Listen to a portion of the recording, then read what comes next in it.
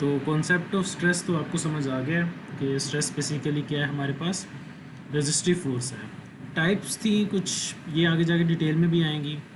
पर सबसे पहले हमारे पास डायरेक्ट स्ट्रेसेस आ जाती हैं जिसमें नॉर्मल और शेयर है, फिर टॉर्जनल स्ट्रेसेस है, बेंडिंग है, thermal stresses and combined stresses.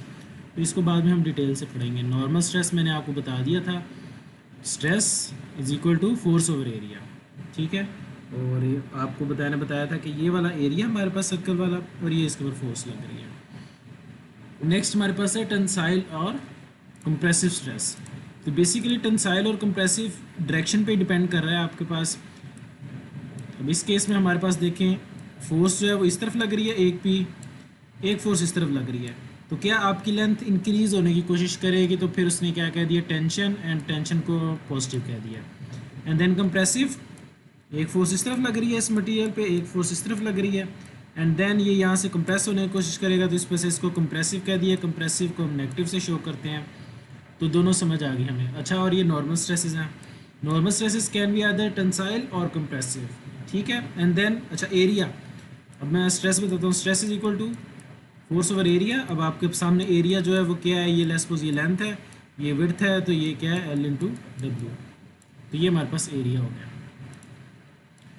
तो ठीक है, नेक्स्ट हमारे पास थी टेंसाइल स्ट्रेंथ और कंप्रेसिव स्ट्रेस। ये तो हम शुरू से बात करते आ रहे हैं, तो ये भी आपको समझ आ गई होगी, ठीक है।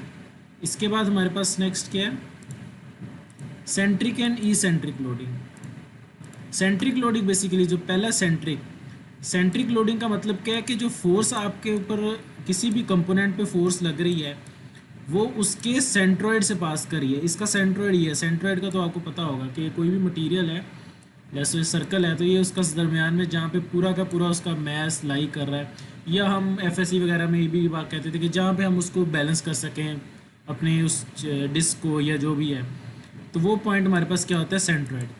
तो अगर तो फोर्स का लाइन ऑफ एक्शन ये सेंट्रोइड के अंदर से पास करके जा रहा है, तो इसको हम क्या कहेंगे, सेंट्रिक लोडिंग, ठीक है। और अगर जिस तरह ये है, अब ये हमारे पास एक कंपोनेंट है, इस तरह करके जा रहा है, एक यहाँ पे फोर्स लग रही है, एक यहाँ पे फोर्स लग रही है। अब इसका हमें सेंट्रोइड नहीं पता, लेट्स सपोज एग्जांपल ले लेते हैं, इसका सेंट्रोइड यहाँ पे होता है। तो ये फोर्स जो है वो सेंट्रोइड के अंदर से पास नहीं कर रही, ये यहाँ से पास कर रही है और यहाँ से पास कर रही है, और दोनों फोर्स के दरमियान में हमारे पास कुछ डिस्टेंस भी है डी। तो फिर ये हमारे पास क्या होती है, ई सेंट्रिक लोडिंग। सेंट्रिक सेंटर से पास कर रही है, ई सेंट्रिक सेंटर से पास नहीं कर रही, तो उसको ई सेंट्रिक कहेंगे। तो ये यहाँ पे डेफिनेशन में लिखा हुआ है कि uniform distribution of stresses is only possible if the concentrated load on the end sections of two force members are applied at this section centroid. This is refer to as centric loading.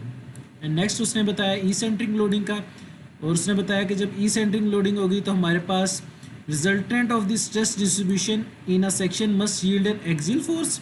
एक तो आपके पास axial force लगेगी and a movement, तो दो चीज़ें होंगी। तो ये उसने यहाँ पे देखी है ना, दो चीज़ें शो की हुई हैं कि अब सिर्फ यहाँ पे एक्सियल फोर्स नहीं होगी, एक एक्सियल फोर्स होगी प्लस मूवमेंट भी होगा एम, दोनों चीज़ें होंगी आपके पास। The stress distribution is eccentrically loaded member can not be uniform और सिमेट्रिक। और जिसमें इसेंट्रिकली लोडिंग होती है वो मेंबर आपको यूनिफॉर्म नहीं होता, जिस तरह यूनिफॉर्म नहीं है, इसकी चेंज है। मतलब यूनिफॉर्म ने बताया था कि जो यहाँ पे एरिया वो यूनिफॉर्म रहता है और यहाँ तक एरिया यूनिफॉर्म रहता है, तो इसमें नहीं, उस केस में हमारे पास इसेंट्रिक होता है, ठीक है। ये भी आपको थोड़ा सा क्लियर हो गया सेंट्रिक एंड इसेंट्रिक लोडिंग का। नेक्स्ट चलते हैं नेक्स्ट स्लाइड में। नेक्स्ट शेयर स्ट्रेस आ गई हमारे पास, नेक्स्ट वीडियो में करते हैं।